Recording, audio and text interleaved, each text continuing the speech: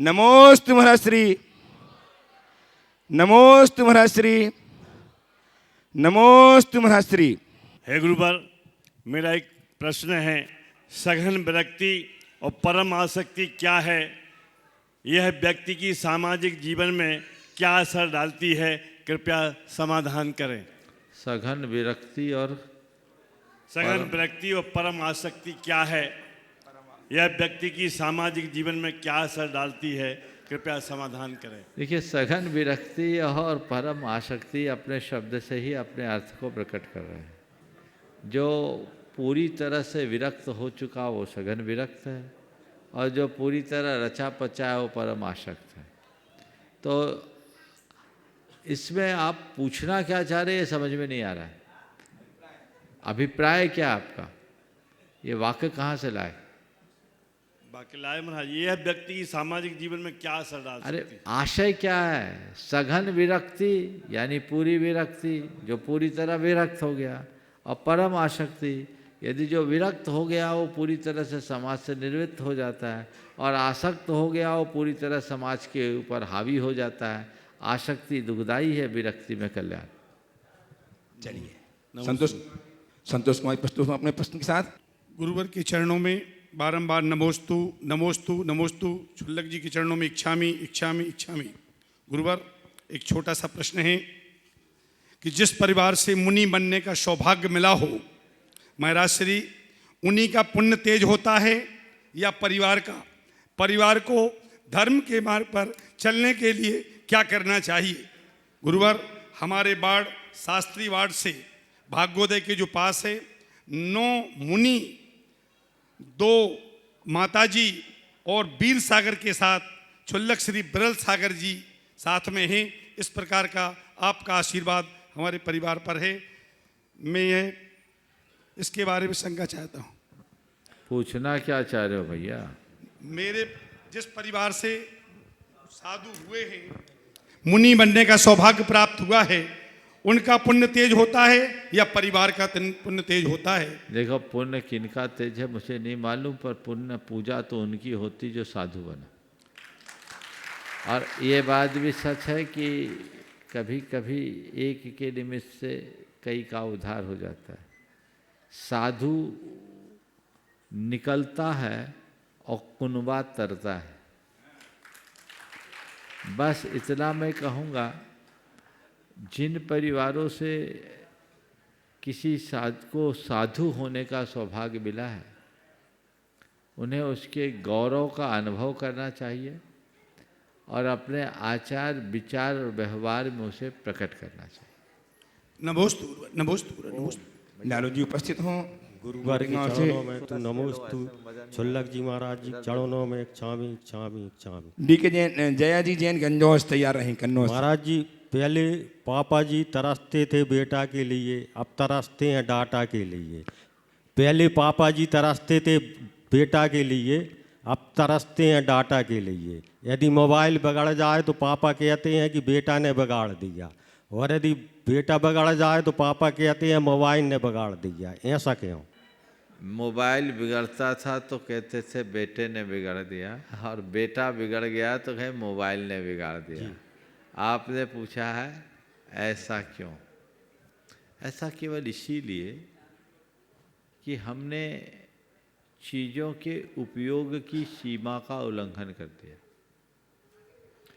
Mobile कोई बुरी चीज़ नहीं है, इसका आविष्कार सुविधा के लिए किया गया, बशर्ते हम उनका उपयोग एक सीमा के भीतर करते हैं। जब किसी भी सुविधा का नियंत्रणहीन प्रयोग होना शुरू हो जाता है तो वह सुविधा भी हमारे लिए दुविधा बन जाती है। इसलिए मोबाइल उसको नहीं बिगाड़ता जो उसके औचित्य को समझते हुए उपयोग करता है। मोबाइल उसको बिगाड़ता है जो औचित्य को भूल जाता है। नमस्ते। उपस्थित हों जया जी जैन कन्नौज से। नमोस्तु महाराज जी के चरणों में त्रिवार नमोस्तु नमोस्तु नमोस्तु। कन्नौज समाज की तरफ से, मेरे परिवार की तरफ से बारंबार नमोस्तु नमोस्तु नमोस्तु। महाराज जी, मेरा प्रश्न है कि हम चारों प्रकार के आहार का त्याग करते हैं, तो कोई कहता है पानी का त्याग अलग करना चाहिए। चारों प्रकार के आहार के त्याग में पानी का त्याग अलग से करना चाहिए क्या? चारों प्रकार के आहार में पानी भी आ गया। पानी। नमोस्तु महाराज जी, नमोस्तु। हाँ, भोपाल। भोपाल से रोहित जी उपस्थित हो। महाराज जी के चरणों में बारंबार नमोस्तु। महाराज श्री, मेरा प्रश्न है कि मंदिरों में, कई मंदिरों में अखंड ज्योत होती है, कई मंदिरों में नहीं। तो अखंड ज्योत को महाराज जी जिज्ञासा का समाधान करें, परिभाषित करें, और मंदिर में होने के इसके परिणामों को और हमारे जीवन में क्या इसका परिणाम मिलता है। देखो, मेरा तो एक ही मानना है, बाहर की कोई ज्योत अखंड नहीं है, भीतर की ज्योत ही अखंड है। बाहर की सारी ज्योत खंडित हो जाए। इसलिए ज्योत जलाना है तो भीतर जलाओ, बाहर की ज्योत के ऊपर मैं कुछ नहीं कहना चाहता। आ जाएं शरद जी, विपिन जी, नितिन जी एवं साथी ट्रस्टी गुणायतन, प्रसम जी, जैन, पवन कुमार जैन, राहुगढ़ गुना। नमोस्तु महाराज श्री। महाराज श्री, मेरा प्रश्न ये है कि जब भी अपन पर्वतराज शिखर जी की वंदना करते हैं या मंदिरों में जाते हैं, जब हम पहले टॉक के मंदिर पे पहुंचते हैं ना, तो अपने विशुद्धि भाव बहुत ज़्यादा रहते हैं, लेकिन जैसे ही आगे बढ़ते चले आते हैं पूरे भाव खत्म होते चले आते हैं और ये सोचते हैं कि जल्दी, उत्साह कम हो जाता है, फिर सोचते हैं कि कब जल्दी पहुँचें। तो ऐसा क्यों होता है? बात तो सही है कि हर टोंक की वंदना करने के बाद उत्साह बढ़ना चाहिए, घटना नहीं चाहिए, लेकिन होता उल्टा है। न केवल टोंक की बात है, मंदिर में जाओ तो पहली वेदी के दर्शन में जैसा उत्साह होता है वैसा उत्साह उसके बाद की वेदी के दर्शन में नहीं होता। तो उत्साह को घटने का कारण यह है कि थकान बढ़ती है, इसलिए भगवान से हटकर थोड़ा शरीर के प्रति ध्यान जाने लगता है। पर यदि पहले से संकल्पित हो जाओ कि मुझे पूरे टोकों के पूर्ण आनंद के साथ वंदना करनी है, तो हमारा उत्साह बरकरार रहेगा और रास्ता भी ठीक। नमोस्तु। ओम। आइए श्रीमान पुनीत जी पद। मुनिश्री के चरणों में त्रिबार नमोस्तु नमोस्तु नमोस्तु, एलक जी और छुल्लक जी के चरणों में इच्छामि। महाराज जी, मेरा प्रश्न ये है, एक शंका है कि वर्तमान में भगवानों के नाम पे व्यवसाय का नाम रखा जा रहा है। भगवान के साथ साथ अब महाराजों के नाम पे भी व्यवसाय का नाम रखना शुरू हो गया है। तो कई बार होता है कि कुछ चीज़ों में जब गलत इंटेंशन से वो नाम सामने आता है तो कहीं ना कहीं वो नाम का एक मिसयूज़ या दुरुपयोग होता है। तो उसका मतलब ये नाम रखना व्यवसाय का महाराजों के नाम पे या भगवान के नाम पे, वो कितना उचित है? देखिए, भगवान के नाम पर व्यवसाय रखना मेरी दृष्टि में गलत नहीं है, यदि भगवान और गुरु की गरिमा का ध्यान रखा जाए। पर भगवान के नाम पे, गुरु के नाम पर व्यवसाय तो कर रहे हो और काम ऐसा जिससे भगवान या गुरु का नाम लांछित हो, तो ये बात शोभास्पद नहीं है। काम करो, उनका गौरव बढ़े, ऐसा करो। और कभी कभी इसका विपरीत प्रभाव भी पड़ता है। एक बार एक भाई ने मुझसे कहा, मध्य प्रदेश का था, वो एक बस से यात्रा कर रहा था। चर्चा चली, एक बुजुर्ग सज्जन थे, संभ्रांत से थे। बातचीत के क्रम में उन्होंने कहा, संतों में सबसे ज़्यादा पैसा विद्यासागर के पास। बोले, विद्यासागर के पास कैसे? उनके मन में कुतूहल जागा कि ये क्यों पूछ रहा है। बोले, देखो कितनी तो दुकानें, हजारों तो दुकानें, जहाँ देखो विद्यासागर स्टोर, विद्यासागर भंडार सब, और सड़क पर देखो तो हर चौथी गाड़ी में ज्ञान का सागर विद्यासागर लिखा। उनने पूरी बात सुनी, फिर कहा, भाई साहब आपको भ्रम हो गया, बाबूजी आपको भ्रम हो गया। आचार्य विद्यासागर के पास तो पिच्छी और कमंडर के अलावा कुछ नहीं, वे तो अपरिग्रही संत है। ये जो चीजें आप बोल रहे हैं, उनके भक्तों ने उनके नाम से अपना काम किया। तो कभी कभी ऐसी धारणा भी लोगों के मन में बन सकती है, इसलिए इसका ध्यान रख करके काम करना चाहिए। उदयपुर खंडेलवाल दिगंबर जैन समाज की तरफ से आपके चरणों में बारंबार प्रणाम करता हूँ। महाराज जी, मेरी शंका यह है, कर्म सिद्धांत के अनुसार सबको अपने कर्मों का फल मिलता है, ऐसा कहा जाता है, और ईश्वर कुछ भी नहीं बदलता। फिर जो हम प्रार्थना करते हैं तो ईश्वर उस प्रार्थना से हमें क्या मिलता है? बात बिल्कुल सही है। हर जीव को अपने अपने कर्म के अनुरूप फल मिलता है। और आपने कहा कि ईश्वर की प्रार्थना करने से हमें क्या मिलता है। हम भगवान की पूजा, प्रार्थना, आराधना करते हैं तो उससे हमारा कर्म गलता है। हम कर्म बांधते कैसे हैं? कैसे बंधता है कर्म, पता है? अशुभ कर्मों से।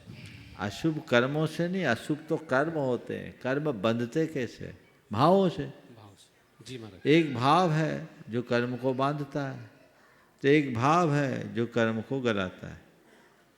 भोग और विलासता का राग भाव कर्म बांधता है, और भक्ति और समर्पण, श्रद्धा का भाव कर्म काटता है। जब हम भगवान की पूजा, आराधना, भक्ति करते हैं, उससे हमारे हृदय में जो विशुद्धि उत्पन्न होती है, उस विशुद्धि से हमारे अंदर के रसायन परिवर्तित हो जाते हैं। जब अंदर के रसायन बदलते हैं तो हमारा और कर्मों का जो संबंध है वो रासायनिक संबंध है, तो उससे कर्मों के भी रसायन बदल जाते हैं, समीकरण बदलता है, रसायन बदलते हैं। तो जो कर्म हमारी चेतना से बंधे हुए, उन्हें अलग होने के लिए बाध्य होना पड़ता है। इसी को शास्त्र की भाषा में निर्जरा कहते हैं।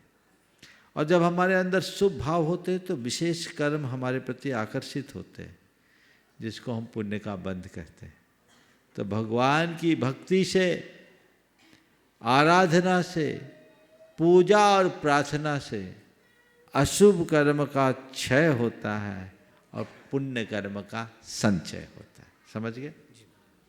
उपस्थित हों श्री विद्या प्रमाणिक संघ दिल्ली से गुणायतन के ट्रस्टी श्रीमान शरद जी, विपिन जी, नितिन जी अपने साथियों के साथ। नमोस्तु महाराज जी, सभी छुल्लक जी के चरणों में छावी।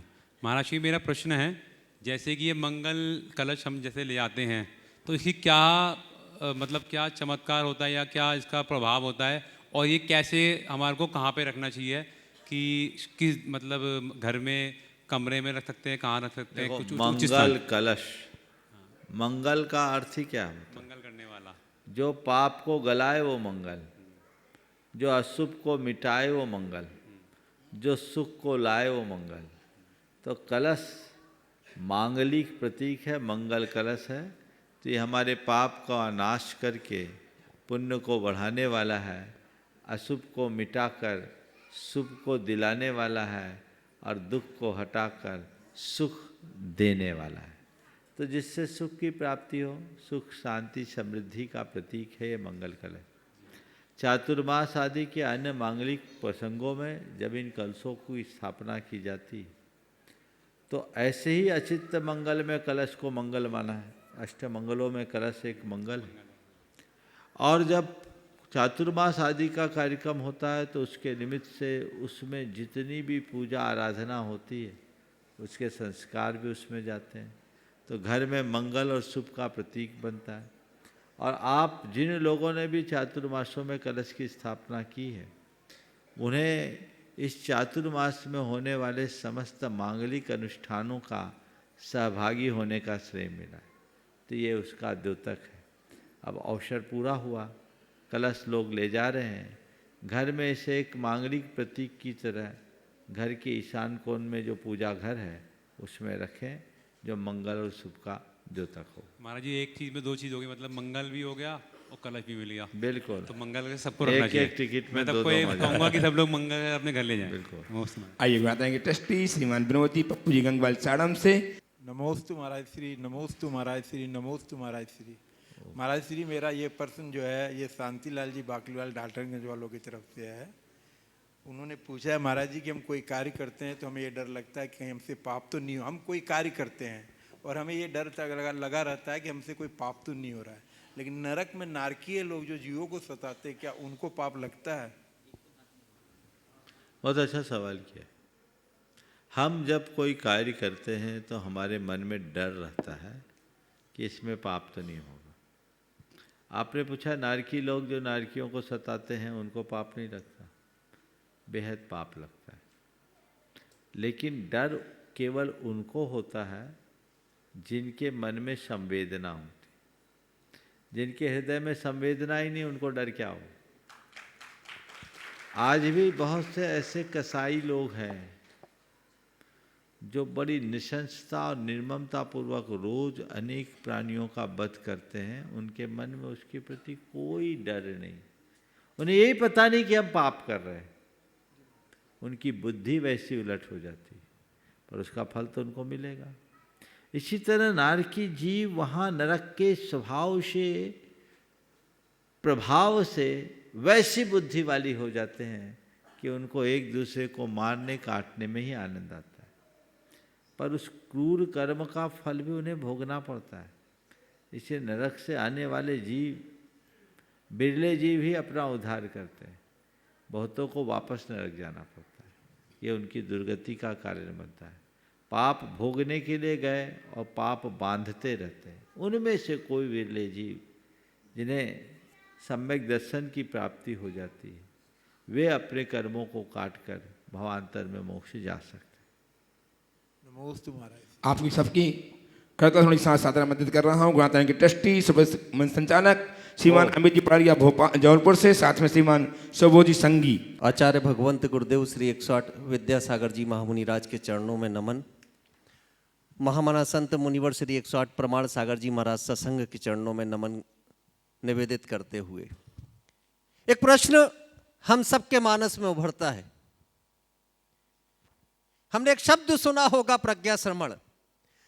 मैंने भी कई बार कई संतों के नामों के आगे जब उस शब्द को सुना तो मैं सोचा करता था ये प्रज्ञा श्रवण आखिर संत होते कैसे होंगे। उस प्रश्न का उत्तर आज सम्मेद शिखर की धरा पर आकर के मुझे मिला, जब मैंने देखा मुनिवर श्री प्रमाण सागर जी महाराज श्री ने 40 वर्ष पूर्व एक श्राविका ने जब दर्शन किए और आज 40 वर्ष के उपरांत दर्शन किए तो महाराज श्री ने एक पल में ही उस श्राविका को पहचान करके ये कहा कि तुम पनागर से आई हुई श्राविका हो और 40 साल पहले जब तुम आई थी तुम्हारी शादी नहीं हुई थी और आज उसकी बेटी की भी शादी हो गई। 40 वर्ष के इस लंबे अंतराल के बाद भी अगर किसी के चेहरे को पहचान करके और नाम के उच्चारण के साथ अगर कोई संत उन्हें याद रख सकते हैं तो मुझे लगता है इस धरती पर उन संत का नाम मुनिवर श्री प्रमाण सागर जी महाराज श्री नाम है। कि संतों में लगते ये प्रधान है और धर्म का करते जो अनुसंधान है। अरे कितना भी कठोर लेकर के प्रश्न आओ, सरलता से देते ये समाधान है। और सम्मेद शिखर, अब यहां आ जाना वापस गुड़ायतन की तरफ, कि गुड़ायतन की धरोहर जिन्होंने दी सम्मेद शिखर के धाम है, ऐसे संत का मुनिवर श्री प्रमाण सागर जी नाम है। मुनिवर श्री प्रमाण सागर जी नाम है। जब इनके विराट व्यक्तित्व को हम सारे लोग देखते हैं कि अगर हम इस पूरे विश्व को उठा करके देख ले, जहां जहां जैन आबादी रहा करती है, चाहे अमेरिका जाकर के देख ले, चाहे न्यूयॉर्क जाकर के देख ले, विश्व के जितने भी देश है, दुबई जाकर के देख ले, विश्व का कोई भी ऐसा देश बाकी नहीं होगा जिस देश में अहिंसा धर्म के मानने वाले लोग रहते हो और उस देश के अंदर मुनिवर श्री प्रमाण सागर जी के प्रति श्रद्धा रखने वाला श्रद्धालु उस देश में न दिखाई देता हो। इतना विराट व्यक्तित्व, और इतना विराट व्यक्तित्व कहां बैठा? इस भारतवर्ष में सम्मेद शिखर की तलहटी में। तब जाकर के किसी की लिखी हुई वो पंक्तियां मुझे याद आती है कि जलवा दिखाकर भी दिखाते नहीं हो तुम। कितनी सहजता से पूज्य मुनि श्री हम सबके सामने बैठे हैं। जितना विराट व्यक्तित्व, उस व्यक्तित्व को छोड़ करके बड़ी सहजता दिखाकर भी दिखाते नहीं हो तुम और सामने आकर भी आते नहीं हो तुम। ऐसे तो समाते नहीं हो सारे जहां में और हमारे छोटे से दिल में समा जाते हो तुम। हमारे छोटे से दिल में समा जाते हो तुम। मैं आज जब यहां आया तो एक बात मेरे मन में बार बार आ रही थी महाराज श्री, कि हम जब तीर्थंकरों के व्यक्तित्व को पढ़ते हैं, सारे तीर्थंकरों का उत्तर में जन्म हुआ और उन तीर्थंकरों ने उत्तर में जन्म लेने के बाद दक्षिण में धर्म का प्रचार किया। और इस सदी के भगवान जैसे तीर्थंकर जैसे आचार्य भगवंत विद्यासागर जी महामुनि राज ने दक्षिण में जन्म लिया और धर्म की प्रभावना की तो उत्तर भारत में आकर के की। लेकिन उससे अलग हट करके एक बात मुझे दिखाई दी कि इस सदी का एक और सूर्य जिन्होंने पूर्वांचल में जन्म लिया। और आज सन 2023 में भी हम देखते हैं तो वो पूर्वांचल में जन्म लेने वाले संत इस सदी के सूर्य हमें पुनः पूर्व में ही दिखाई देते हैं। तो मन में बस यही जिज्ञासा आती है कि हमें 24 के 24 तीर्थंकरों का संबंध उत्तर भारत से भी दिखाई देता है। हमें 24 के 24 तीर्थंकरों का जब भी वर्णन पढ़ते हैं तो प्रभावना उनका जन्म स्थान उत्तर भारत, तो उत्तर उनके जीवन से जुड़ा हुआ। इस सदी के महामना संत आचार्य भगवंत विद्यासागर जी महामुनिराज, उनकी भी चर्चा होती है तो उत्तर भारत उनसे जुड़ा हुआ दिखाई देता है। लेकिन एक लंबा अंतराल हो गया कि पूर्वांचल में जन्म लेने वाले संत मुनिवर श्री प्रमाण सागर जी का जब भी प्रवास हो रहा है तो अब वर्तमान में पूर्व ही पूर्व की ओर हो रहा है। उत्तर भारत हम सबको अछूता दिखाई दे रहा है। हम जानते हैं कि आपने सदी को इस विश्व में, इस सदी के अंदर जो धरोहर आपने गुणायतन की प्रदान की है वो अद्वितीय है, वो अलौकिक है, वो अनुपम है। ऐसा जिनालय हम सबको इस सदी में शायद ही देखने मिलेगा। उत्तर भारत में गुरुदेव ने जितने जिनालय बनाए, जितने तीर्थ बनाए वो अनुपम है, उनकी तुलना में कभी नहीं कर सकता। लेकिन जब सम्मेद शिखर की चर्चा होती है तो सम्मेद शिखर पर श्रद्धा रखने वाला हर श्रद्धालु ये बात तो जरूर कहता है कि आज मुनिवर श्री प्रमाण सागर जी ने सम्मेद शिखर को गुणायतन नहीं दिया बल्कि इस पूरी मानव समाज को एक सम्मान दे दिया, पूरी मानव समाज को एक स्वाभिमान दे दिया और आने वाली पीढ़ियों को इतनी बड़ी धरोहर सौंप दी कि आने वाला समय इस बात का साक्षी बनेगा कि जब जब सम्मेद शिखर की चर्चा होगी, जब जब गुणायतन की चर्चा होगी, तब तब हम सबके मानस में यह बात तो आएगी कि इतने उपकारी संत मुनिवर श्री प्रमाण सागर जी इस धरती पर विहार किया करते थे। जबलपुर में एक वरिष्ठ साहित्यकार है सुरेश सरल जी, वो एक बात कहा करते हैं, जब हम उनकी संगति में बैठते हैं तो हमेशा एक चर्चा वो किया करते और कहा करते हैं कि आने वाले समय में जैन लोग तो जान पाएंगे कि ये संत क्या है, लेकिन जो जैन संतों के बारे में ज्यादा नहीं जानते वो ये बात जरूर कहेंगे कि इस धरती पर अगर कोई फरिश्ते जैसे संत चले हैं तो मुनिवर श्री प्रमाण सागर जी महाराज फरिश्ते जैसे संत हम सबको चलते हुए दिखाई दिए हैं। तब हम सबके मानस में एक बात आती है कि जो उपकार इन संतों ने इस धरती पर किया है, हम सारे लोग इन उपकारों को कैसे चुका पाएंगे? क्या हम सबके अंदर इतना सामर्थ्य है कि अपनी साधना में से जो बहुमूल्य समय निकाल करके ये संत हम सबके कल्याण के लिए प्रदान कर रहे हैं, क्या आपके हमारे अंदर इतनी सामर्थ्य है कि इनके उपकारों को कभी चुका पाए? हम शायद एक कतरा बराबर भी इनके उपकार को नहीं चुका पाएंगे और इन्होंने समंदर जैसा हम सबको दिया है। तब मैं इस पूरे विश्व की समाज से एक बात जरूर कहना चाहूंगा, इन संतों का एक एक पल कीमती है, इन संतों का एक एक क्षण कीमती है। गुणायतन बनता नहीं बनता, मुनिवर श्री प्रमाण सागर जी जिस साधना मार्ग पर थे उन्हें कोई फर्क नहीं पड़ने वाला था। गुणायतन बना तो क्यों बना? गुणायतन तीर्थ इसलिए बना कि मुनिवर श्री प्रमाण सागर जी के कल्पना में हजारों हजार वर्ष तक आपके आने वाली पीढ़ियों के कल्याण का रास्ता गुणायतन से होता हुआ दिखाई दे रहा था। इसलिए अपनी साधना में से समय निकाल करके मुनिवर श्री प्रमाण सागर जी ने हम सबको प्रदान किया है। मैं एक आह्वान इस विश्व से करूंगा कि इन संतों के समय को पहचानना, इनके क्षणों की कीमत को पहचानना और जितनी जल्दी हो सके इस गुणायतन के निर्माण को, जो कि पूर्ण तो हो चुका है लेकिन जितना भी शेष बचा हो, हम सब का दायित्व है कि इस गुणायतन को हम शीघ्र से शीघ्र पूरा करें। और इन संतों के प्रति अगर उपकार की भावना से हम सारे लोग भर सकते हैं तो बस एक ही काम कर सकते हैं कि जीवन में बहुत कुछ हम सारे लोग अर्जित करते आए हैं। हमने कागज के टुकड़ों को अपनी संपत्ति माना है। ये कागज के टुकड़े आपको ना मोक्ष दे पाएंगे, ये कागज के टुकड़े आपको कोई पुण्य भी नहीं दे पाएंगे, लेकिन यही कागज के टुकड़े अगर इस गुणायतन तीर्थ के निर्माण में आपकी भावनाओं से समर्पित हो जाएंगे, अगर आपकी धन संपदा इस गुणायतन के निर्माण में लग जाएगी, तो यह मान करके चलना जिन कागज के टुकड़ों से कुछ नहीं मिलना था, उन कागज के टुकड़ों से वो पुण्य आप सारे लोग कमा करके चले जाएंगे कि भवो भवो तक वो पुण्य हम सबके साथ चलता रहेगा। मैं मात्र 1 मिनट की बात कह के अपनी बात समाप्त कर दूंगा। जितने लोग सम्मेद शिखर आए हैं, खाली हाथ लौट करके घर मत जाना, अपने हिस्से में पुण्य कमा करके जाना और एक तीर्थ के निर्माण का पुण्य कमा करके जाना। भले एक ईंट इस गुणायतन में लगा करके जाना अपने पैसों से, लेकिन उसे लगाना जरूर। और क्यों लगाना वो बात भी मेरी सुन लेना। जबलपुर में मैंने एक मंदिर को बनते देखा, और वो मंदिर बनते बनते वहां के सारे श्रावक लाखों की संपत्ति जिनालय के निर्माण के लिए समर्पित कर रहे थे। जिनालय आधा बन करके तैयार भी हो गया। एक दिन एक बूढ़ी मां वहां चल करके आई और अपनी पोटली ला करके वहां के ट्रस्टियों को दे दी। उन ट्रस्टियों ने उस पोटली को खोल करके देखा। जब उसे खोल करके देखा तो उसमें कोई धन संपत्ति नहीं थी। उस पोटली के अंदर थोड़े से चने के टुकड़े थे, कुछ चने के दाने थे। जब उनने पूछा कि मां ये क्यों लेकर के आई हो, तब उसने ये बात कही कि मैंने जिनालय को नींव से बनते हुए देखा, अब जिनालय लगभग बनने पूरा जा रहा है, लेकिन मेरे अंदर इतनी सामर्थ्य नहीं थी कि मैं अपने पैसे को यहां लगा सकूं, कि जितना कमाती थी अपने बच्चों के भरण पोषण में खर्च कर देती थी। तब एक संकल्प लिया था कि घर में बच्चों को खाने के लिए जो चने के दाने आते हैं, उन दानों में से 10 दाने रोज निकाल करके अलग रखूंगी, और ये भावना भाऊंगी कि ये जिनालय निर्माण के लिए मेरा भी कुछ समर्पित हो जाए। और आज वही चने के दाने ला करके इस जिनालय के लिए समर्पित कर रही हूं कि मेरा भी कुछ इस जिनालय में लग सके। उस मां की बात सुनने के बाद मुझे लगा कि अगर पुण्य कमाने के सही हकदार लोग हैं तो यही लोग हैं कि संपत्ति भले हाथ में ना हो, लेकिन भावनाएं तो इनकी भामाशाह जैसी है। इन्हें लग रहा है कि जो कुछ कमाया है जिनालय के लिए समर्पित कर दूं। तब जितने लोग सुनने वाले हों, मैं उनसे भी एक आग्रह करूंगा,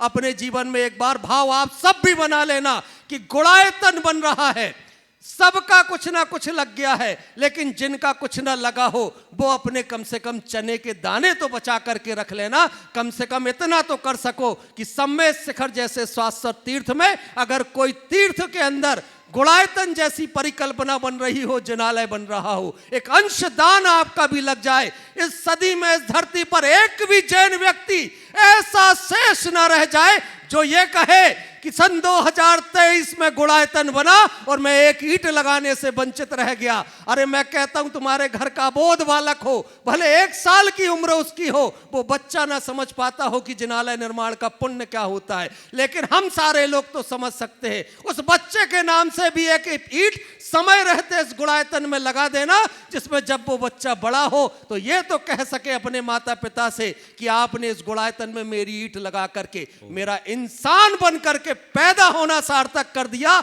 मेरा जैन कुल में पैदा होना सार्थक कर दिया। मैं तो आप सारे लोगों से भी ये भावना करूंगा कि आज सम्मेद शिखर से वापस तब जाना जब एक अंशदान इस गुणायतन के लिए आपका भी समर्पित हो जाए और आप भी यहां से पुण्य लेकर के जाएं, तो झोली भर करके पुण्य लेकर के जाएं। अब पुनः मुनीश्री जी से एक आग्रह मैं करूंगा। मेरा छोटा सा प्रश्न जो मैंने कहा कि जो उत्तर में जन्मे वो दक्षिण चले गए, जो दक्षिण में जन्मे वो उत्तर में प्रभावना कर रहे हैं, लेकिन जो पूर्व में जन्मे कुछ समय को तो गए उत्तर, लेकिन पुनः पूर्व में आ गए, और ऐसा लगा कि पूर्व जो सूर्य उदय हुआ है वो पुनः सूर्य आ गया। देखो, सूरज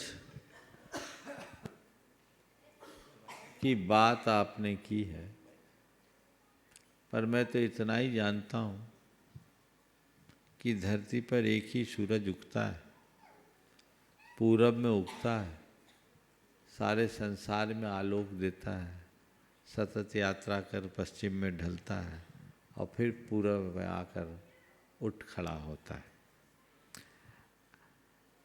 जहाँ तक गुरुदेव की बात है, ये हम सबका सौभाग्य है कि ये धरती का सूर्य दक्षिण से उत्तर आकर के अपना आलोक बिखेर रहा है। हम पूर्व की बात नहीं करते न जानते, हम अपूर्व की बात जानते हैं। और मैं तो एक ही बात जानता हूं, हम सूर्य नहीं हैं, हम तो पतंग हैं। उड़ाने वाला जिस दिशा में उड़ाता है उधर उड़ते जाते हैं, फिर डोर उनके हाथ, हमारे हाथ में नहीं। जितनी ढील तब तक टिकी रही, खिंच जाए तो अभी सिमट जाए। अभी डॉक्टर सुभाष जकेरिया साहब आए, बोले बहुत डर लग रहा था आप मिलोगे कि नहीं मिलोगे, लेकिन मिल गए तो बड़ा आनंद आ रहा है। मैंने कहा मुझे भी पता नहीं था कि मैं यहाँ रुक पाऊँगा, लेकिन जब तक का योग यहाँ का है वहीं है। और बड़ा मज़ा है पतंग बनकर जीने में। पतंग उड़ता है, पतंग उड़ती है, सब आनंदित होते हैं, पतंग भी आनंदित, लेकिन पतंग को पता नहीं कि मुझे किस दिशा में उड़ना है और कब तक उड़ना। असली आनंद तो उड़ाने वाले को होता है, समझ गए? तो हम पतंग हैं, उड़ते हैं और उड़ते रहना चाहते हैं, बस एक ही भावना रखते हैं, ये डोर अटूट बनी रहे ताकि हम जिन शासन की इस आकाश में हमेशा उड़ते रहें और अपने जीवन को आगे बढ़ाते रहें। ये उपस्थित हों कटनी से गणतंत्र समूह संरक्षक श्रीमान पीयूष जी सरावगी, सतीश जी वंदना जी सरावगी, कटनी। नमोस्तु गुरुजी। गुरुजी, मेरा प्रश्न थोड़ा प्रैक्टिकल है। थोड़ा सा मेरे बड़े भाई, मेरे दोस्त लोगों की शादियां हो गई है, तो हम सब कभी साथ में बैठते हैं तो उनका सबका एक कॉमन प्रश्न है कि घर में सास बहू की कुंडलियां नहीं मिल पा रही आपस में, दोनों का मैच ही नहीं हो पा रहा है और इसमें बेचारे बाप और बेटे जूझ रहे हैं। अब हमारी पुरानी माएँ हमारी अल्ट्रा मॉडर्न बहुओं को एक्सेप्ट नहीं कर पा रही हैं, जिसके कारण घर बहुत सेपरेट हो रहे हैं। प्लीज़ इसका सल्यूशन दीजिए। हमको अपने पिता के साथ रहना बहुत अच्छा लगता है। बहुत बहुत अच्छा सवाल किया, और अभी तो शादी हुई नहीं है तो ये सवाल है। गुरुजी, तैयार रहना चाहिए ना। देखिए, ये सब चीज़ें समय काल के अनुरूप परिवर्तित होती है। एक वाक्य में मैं कहूँगा कि पहले सास राज था, अब बहु राज आ गया, परिवर्तन आ गया।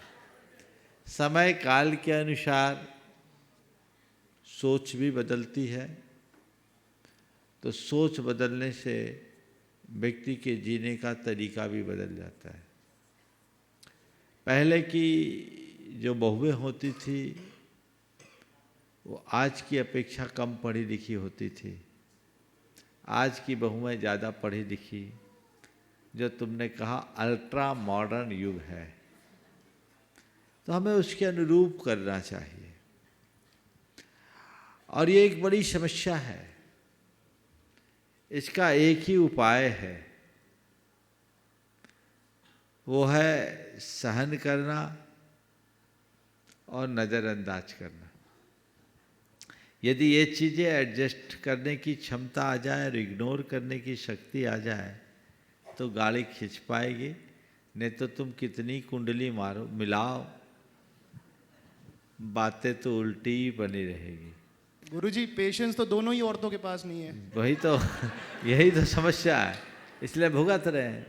जिनमें थोड़ी समझ, ऐसा नहीं है, मैं नहीं मानता, आज की बहुत सारी ऐसे भी परिवार हैं जिनमें सास बहू दोनों बहुत दोस्ताने संपर्क के साथ रह रहे। बहुओं को भी अपने पुराने आदर्शों को समझना चाहिए और सासुओं को भी आज की स्थिति देख करके चलना चाहिए। और एक वाक्य में मैं सभी सासुओं और बहुओं को संदेश देना चाहूँगा कि आज की हर सासू को अपने प्रारंभिक दिनों को याद करना चाहिए और अपनी सासू का जो जो व्यवहार चुभा अपनी बहू से न करने के लिए संकल्पित हो जाना चाहिए, और सासू का जो जो व्यवहार अच्छा लगा बहू को के साथ वैसा बर्ताव करने के लिए तैयार होना चाहिए। दूसरी ओर बहू को ये सोचना चाहिए कि मेरा जो घर था वो तो छूट गया, लेकिन अब मैं जिस घर में जा रही हूँ कुछ इस तरीके से रहूँ कि लोग मेरी क्या, मेरे पीछे मेरे घर की भी प्रशंसा कर सके। यदि ऐसी सोच और समझ बन जाए तो चीज़ें अनुकूल बन सकती। ससम्मान उपस्थित हों गणतंत्र संरक्षक श्रीमान सुभाष जी, डॉक्टर सुभाष जी जखेरिया साहब, श्रीमती किरण जी जखेरिया एवं उनके दामाद डॉक्टर श्रीमान मनीष जी, श्रीमती स्वप्निल जी, डॉक्टर स्वप्निल जी सिडनी से, एवं नातिन सुश्री महिका जैन, सुश्री मौली जैन अपने परिवार के साथ प्रश्न प्रस्तुत करेंगे। और तैयार रहेंगे विद्याश्री आलोक जी, श्रीमती विद्या जी जैन, अंकुर कॉलोनी सागर। नमोस्तु महाराज जी। परम पूज्य प्रमाण सागर जी महाराज जी के चरणों में हम सबका नमोस्तु नमोस्तु नमोस्तु।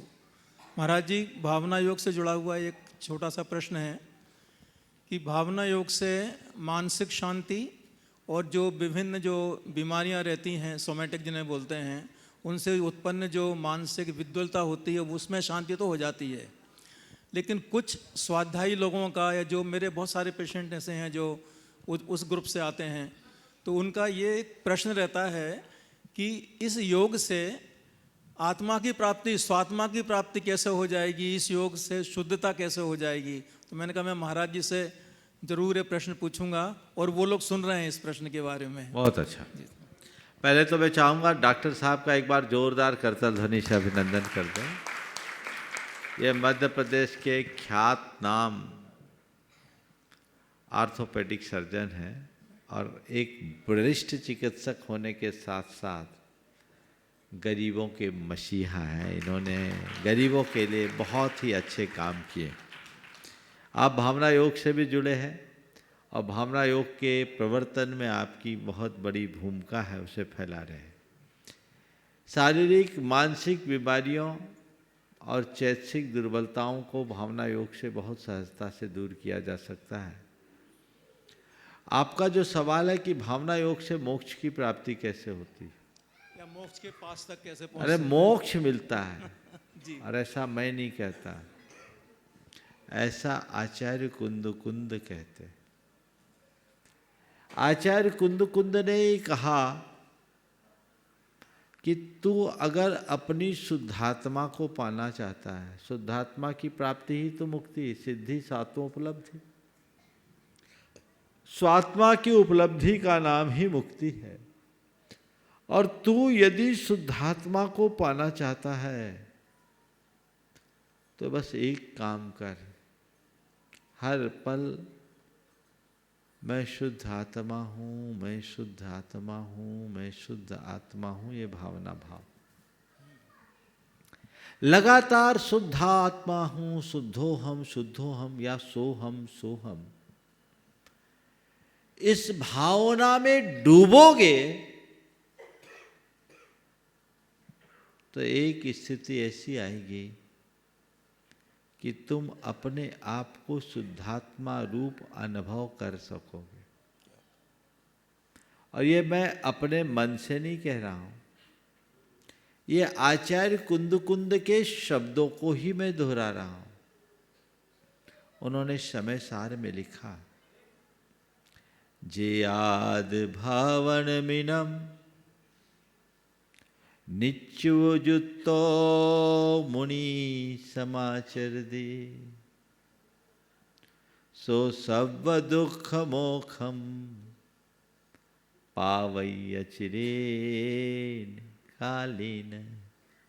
जो मुनि नित्य उद्यत होकर मैं शुद्ध आत्मा हूं, इस भावना को भाता है, वो अचिरेन काले न शीघ्र ही सर्व दुखों से मुक्ति पा जाता है। इससे बड़ा प्रमाण और क्या चाहिए। इसके पीछे एक विज्ञान है। हम आप सब संसारी प्राणियों के अनादि के संस्कार कुछ ऐसे हैं कि हमने अपने आप को रागी, द्वेषी, मोही, कामी, क्रोधी, लोभी मान रखा है। देह भाव के साथ जुड़े हुए हैं। शरीर में आत्मबुद्धि होने के कारण तन की उत्पत्ति कोई अपनी उत्पत्ति और तन के विनाश कोई अपना विनाश। मनोविज्ञान की भाषा में कहे तो ये हमारे सबकॉन्शियस में वही बातें बैठी हैं, और कर्म सिद्धांत और जैन सिद्धांत की भाषा से कहें तो वो हमारी चेतना के संस्कारों में वो बात बड़ी है। जब तक वो संस्कार विलग नहीं होंगे तब तक हम अपने आप को तद्रूप ही माने रहेंगे, जो एक प्रकार का मिथ्यात्व हमें संसार में लटका के रखेगा। उस संस्कार को हटाने के लिए क्या करना पड़ेगा, उस कर्म की निर्जरा करनी पड़ेगी। और उस कर्म की निर्जरा करने के लिए क्या करना होगा, हमें निरंतर उसके विरुद्ध भावों को भाना होगा। तो मैं शुद्ध आत्मा हूँ, मैं शुद्ध आत्मा हूँ, मैं शुद्ध आत्मा हूँ, ये भावना भाने से जब मेरा भेद विज्ञान पुष्ट हो जाएगा तो मेरा मिथ्यात्व नष्ट होगा। और यही भेद विज्ञान और प्रगाढ़ होगा तो मैं जो भावना भा रहा हूं उसका अनुभव करने लगूंगा। और जैसे ही मैं अपनी शुद्ध आत्मा का अनुभव करूंगा, मेरे साथ जुड़े हुए सारे कर्म अपने आप झड़ जाएंगे, क्योंकि मेरी अनुभूति बदल जाएगी। मेरे अज्ञान मूलक अनुभूतियों के कारण कर्म मेरे से जुड़े हैं, और ज्ञान मूलक भाव से कर्म झड़ेंगे।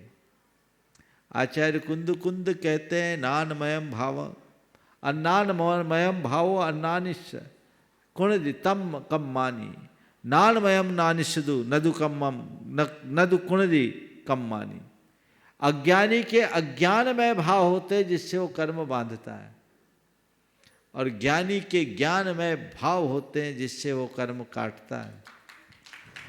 तो भाव ही कर्म बांधते हैं, भाव ही कर्म काटते हैं। और मोक्ष मार्ग है क्या? बंधन से मुक्ति का नाम ही तो मोक्ष मार्ग है। समय सार विशुद्धतया भावना योग है। जैन साधना में योग की शुद्धि को महत्व नहीं दिया, उपयोग की शुद्धि को महत्व दिया। उपयोग शुद्धि भाव शुद्धि है। तो अपने अंदर की भावधारा को बदलो। भाव क्या है? विचार भाव नहीं है, हमारे अंदर की भावना है। भावना हर प्राणी के पास होती है, जिसके पास मन नहीं है उसके पास भी होते हैं। हमारे जन्म जन्मांतरों के संस्कार के अभिव्यक्त रूप का नाम भाव है, या यूं कहें हमारी संस्कारों की अभिव्यक्ति भावना है। संस्कारों की अभिव्यक्ति का नाम भावना है, और जैसी भावना होती है वैसी हमारी सोच बन जाती है। जैसी सोच होती है वैसी प्रवृत्ति बनती है, और जैसी प्रवृत्ति होती है वैसा चरित्र। तो भावना से सोच, सोच से प्रवृत्ति, प्रवृत्ति से चरित्र। तो भावना को बदलने के लिए संस्कारों को बदलना है, वही भावना योग है। तो कर्म सिद्धांत को समझिए जी महाराज।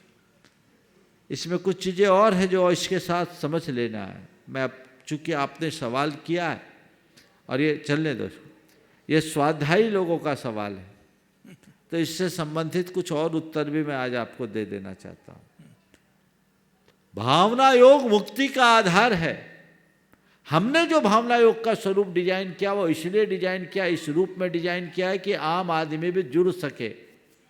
मुक्ति तो कुछ बिरले लोग ही चाहते हैं, लेकिन जीवन का संतुलन हर कोई चाहता है, और उसके माध्यम से वो धर्म से जुड़े और आगे बढ़े, सार्वजनीन बनाने की दृष्टि से। लेकिन भावना योग पूरी तरह कर्म सिद्धांत से जुड़ा हुआ है। जैन तत्व ज्ञान का मूल है भावना योग।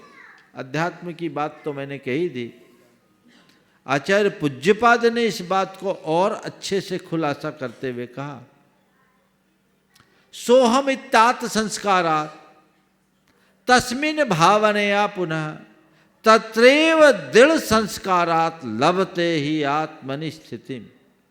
अपनी आत्मा में स्थिरता चाहते हो तो उन्होंने कहा कुछ मत कर, एक धुन जगह सोहम सोहम सोहम सोहम। ये सोहम हम जैनियों का शब्द है, दूसरों ने अपनाया, अच्छी बात है, लेकिन उसमें ट्रेडमार्क लगाना ठीक बात नहीं है। सोहम इत्यात् संस्कारात्, मैं शुद्ध आत्मा हूं, इस प्रकार के संस्कार को जिसने प्राप्त कर लिया, तस्मिन् भावनया पुनः, उसमें ही जिसकी भावना है, तत्रैव दृढ़ संस्कारात्, और उस भावना के बल पर मैं शुद्ध आत्मा हूं, शुद्ध आत्मा हूं, शुद्ध आत्मा हूं, ऐसा दृढ़ संस्कार जिसका बन गया, वही अपनी आत्मा में स्थिरता को प्राप्त कर सकता है। ठीक। अब कर्म सिद्धांत की बात करता हूं। कर्म कैसे बंधते हैं? हमारे भावों से।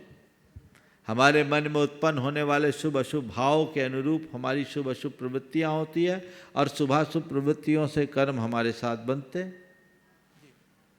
तो जब हमारे अंदर अशुभ भाव का प्राबल्य होता है, अशुभ कर्म आते हैं। शुभ भाव की प्रबलता होती, शुभ कर्म आते हैं।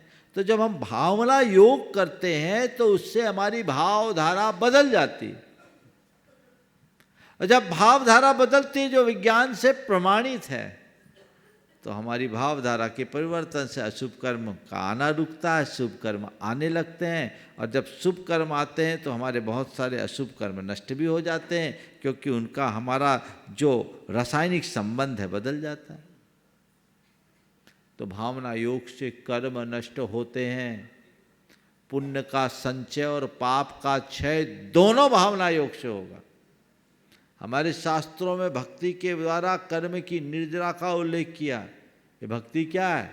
मुख के उद्गार का नाम भक्ति नहीं, हृदय के भाव का नाम भक्ति है। तो भाव से ही तो कर्म नष्ट होते हैं, भाव से ही कर्म बंधते हैं और भाव से ही कर्म नष्ट होते हैं। यदि हम अच्छे ढंग से भावना योग करते हैं, हमारे कर्म कटेंगे, पुण्य का बंध होगा, पाप का क्षय होगा।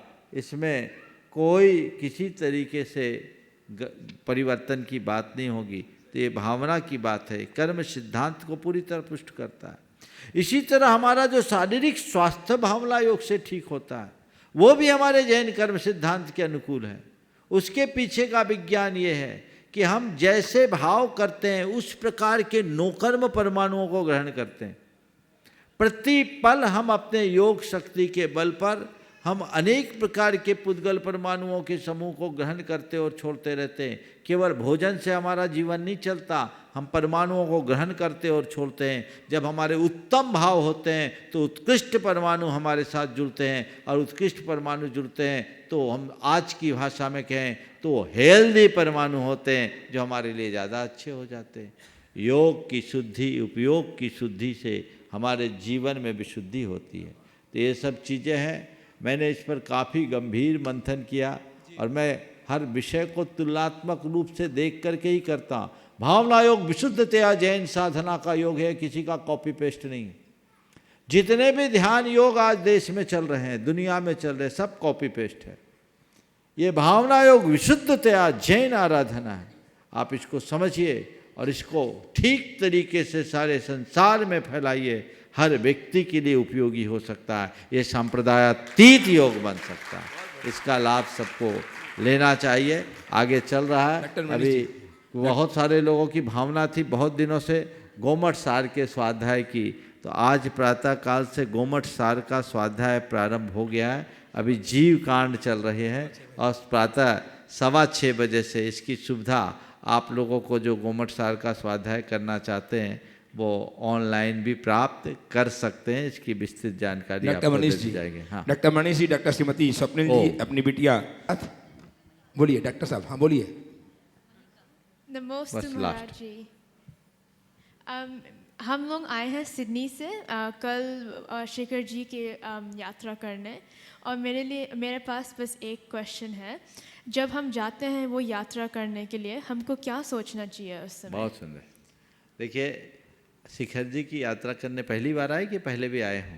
पहली बार, सेकंड बार आए तो पहली बार बस ये सोचना कि मैं जीवन ये है, इस धरती के सबसे भाग्यशाली लोगों में मैं एक हूँ कि ऐसे पवित्र धरती की रज के लिए, वंदना के लिए मैं आई हूँ। ऐसी धरती जिसका कण कण पवित्र है, जहाँ की वंदना मात्र से नरक पशु गति छूट जाती। और ऊपर चढ़ो तो नीचे से जाते समय मौन लेकर चलना। जब तक मैं टॉप पर नहीं जाऊँ पहुँचूँ तब तक कहीं बैठूंगी नहीं, और तब तक मौन रहेंगे, बोलेंगे नहीं, मुंह से सांस नहीं लेंगे, नाक से सांस लेना। और कहीं बैठना मत, थक जाओ तो लाठी के सहारे अपनी सांस को नॉर्मल कर लेना। अपनी चाल से चलना, दूसरों की चाल से मत चलना। ओम ह्रीम नमः, ओम ह्रीम नमः मन ही मन जपना, मुंह से बोलने की ज़रूरत नहीं है। और जब ऊपर पहुँचो, चोपड़ा कुंड के पहले कहीं मत बैठना, ऊपर पहुँचो, दर्शन करो, हर टोंक में भगवान की रज को, भगवान के चरणों में हाथ रखो, आंखें बंद करो, सोचो यहीं से भगवान को मोक्ष हुआ, और उनके परमोदारिक शरीर की वह पवित्र रज यहाँ विद्यमान है। ये रज मुझे मिल रही है, और प्रार्थना करना है भगवान इतना पुण्य आया कि आपकी वंदना के लिए हम सिद्ध क्षेत्र में आ गए। मेरी आत्मा की ऐसी पात्रता जगे कि आपकी तरह मैं भी आवागमन के चक्र से मुक्त हो जाएं और संसार से मुक्ति पाऊँ।